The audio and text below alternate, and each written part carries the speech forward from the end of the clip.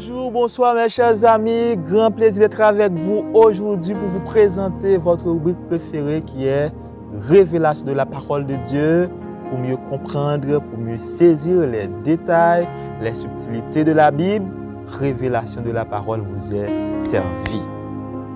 Aujourd'hui, nous allons porter notre regard dans le livre de Luc, Luc chapitre 11, verset 1er. Ce texte qui dit « Seigneur, enseigne-nous à prier ». Alors, cette déclaration a été faite par un disciple, cette demande a été faite par un disciple de Jésus. Après avoir observé Jésus qui priait beaucoup, il approchait auprès de Jésus, il a dit « Seigneur, enseigne-nous à prier comme Jean-Baptiste l'a enseigné à ses disciples. »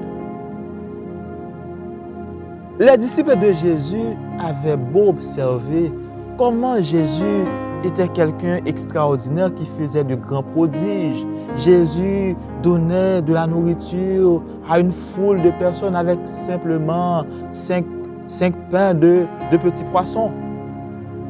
Jésus guérissait les aveugles, les boiteux, les paralytiques. Les disciples étaient agréablement surpris de voir comment Jésus faisait des choses extraordinaires. Eux qui voulaient avoir cette même capacité, parce que au lieu de manger, de recevoir un poisson chaque jour entre les mains de quelqu'un, mieux vaut apprendre à pêcher. Comme ça, lorsqu'on veut manger du poisson, on peut se rendre à la mer soi-même. Les disciples qui voulaient opérer également comme Jésus, ils faisaient cette demande à Jésus, enseigne-nous à prier. Et Jésus, pour satisfaire à cette demande, dans Matthieu 6, on va voir que Jésus-Christ va montrer aux disciples comment prier. Il a dit, voici comment vous devez prier. À noter bien, il n'a pas dit, voici ce que vous devez dire lorsque vous priez. Pas ce que vous devez dire, mais comment. Il a donné un modèle, il a donné un schéma justement pour prier efficacement. Mes chers amis, la prière est une force redoutable qui peut changer les circonstances. La prière ne peut pas changer votre passé. La prière ne peut pas changer votre présent, mais elle peut bouleverser votre futur. La prière peut influencer votre présent et bouleverser votre futur. Pour parler à Dieu, la prière est la voie royale. C'est la voie par excellence. Pour faire connaître à Dieu nos besoins. Pour que Dieu nous parle, il y a une pléiade de moyens pour que Dieu nous parle. Il y a la Bible, premièrement. Il y a les visions, les songes, pour ne citer que cela. Dieu peut utiliser ces canaux-là pour nous communiquer. Mais nous, les hommes, pour parler à Dieu, il faut prier. La prière, par définition, qui est un moyen de communication de l'homme à Dieu. C'est la respiration de l'âme.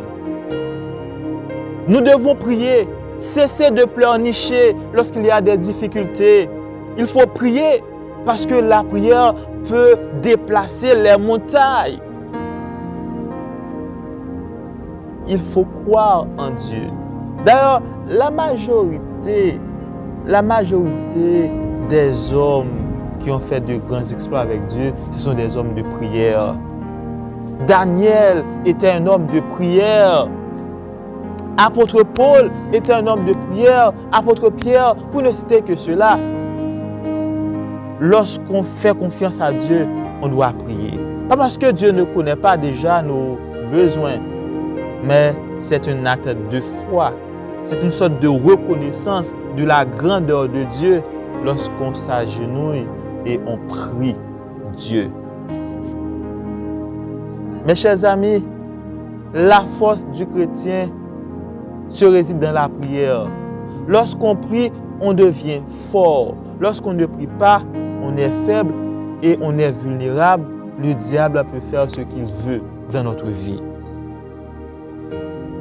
Prier le soir, c'est verrouiller sa vie. Prier le matin, c'est ouvrir toutes les portes, ok, pour que l'on puisse avancer, pour que l'on puisse progresser dans nos activités. Il ne faut jamais cesser de prier.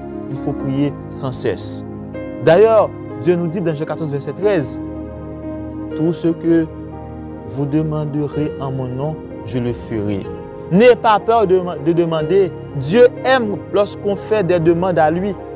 D'ailleurs, la majorité des grands enseignements que Jésus-Christ a fait, ce sont des questions qui ont été posées à lui.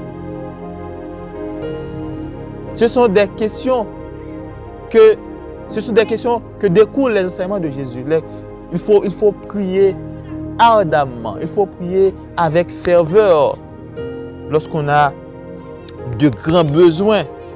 Et comme ça, nous voyons comment la main de Dieu peut changer les circonstances, peut changer les choses. À Dieu seul soit la gloire, l'honneur, l'orange, au siècle et des siècles. Amen. N'oubliez pas d'abonner, liker, partager, commenter.